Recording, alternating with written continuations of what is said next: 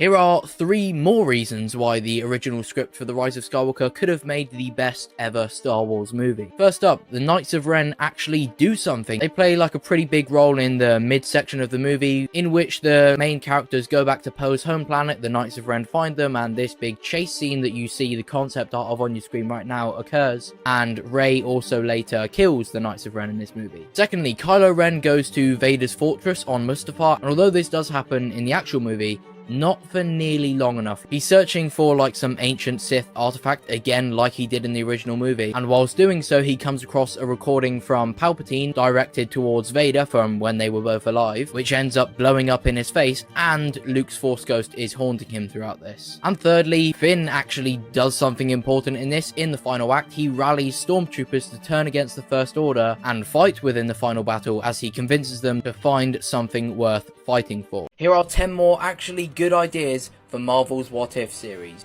What if Dr. Erskine never got shot? Obviously meaning that the US Army has endless amounts of super soldiers. What if Star-Lord kept his powers after Guardians of the Galaxy Volume 2?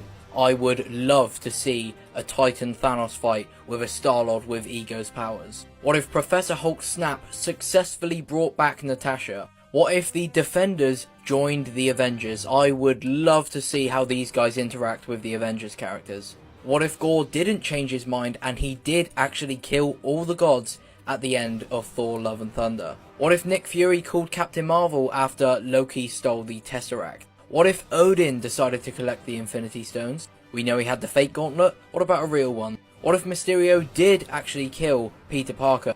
And what if Hank Pym was lost in the quantum realm instead of Janet Van Dyne? Or for a bonus one, what if neither of them did? What if I told you that Anakin Skywalker trained Ahsoka Tano to fight Darth Vader? So obviously Anakin was Ahsoka's master, and someone that he would have had to prepare her to fight throughout the Clone Wars is General Grievous. General Grievous is an opponent that is larger, stronger, and slower than Ahsoka, and we can see throughout the Clone Wars that this training actually paid off, because at first she was destroyed by him, and eventually she managed to put up a pretty good fight against someone with all those advantages, which is exactly what she did against Darth Vader in Star Wars Rebels. Someone bigger, stronger, and slower, yet she still managed to stand her ground. Why does Obi-Wan Kenobi want to stay on Tatooine to protect Luke rather than save Leia? I mean, they're both children of Anakin Skywalker. They are both as important as each other, right? The answer to this is also the exact same answer to why Obi-Wan didn't want to help Nari, but does want to help Luke Skywalker. And it's because Luke is the chosen one in Obi-Wan's eyes. We learn this in Star Wars Rebels after he has his fight with Darth Maul, and Maul asks, is he the chosen one, referring to Luke?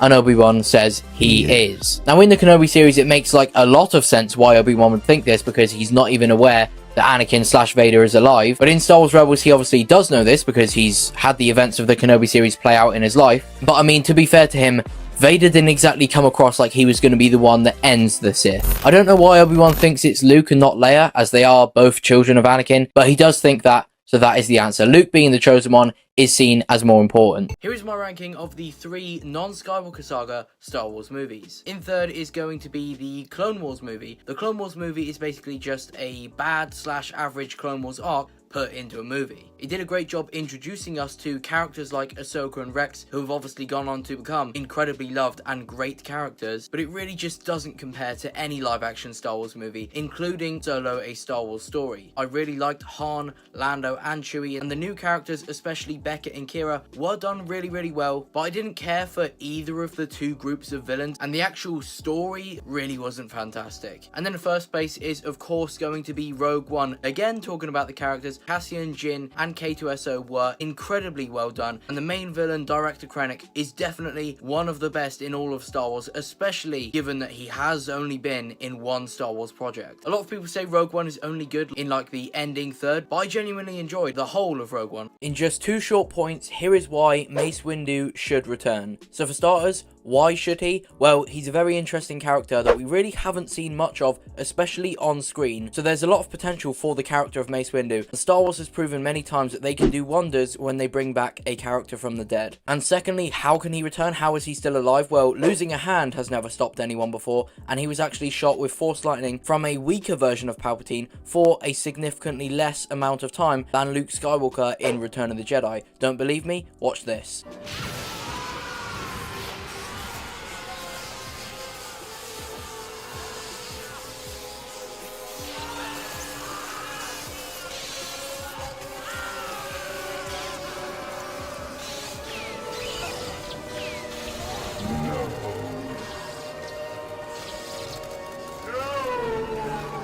Here are 5 more times that Star Wars used old concept art for one character to create a completely different character. So you're probably thinking this is some early Harrison Dula concept art. No, it's early Ayla Secura concept art, which later changed into not only a different species, but a different gender, and the character was Kit Fisto.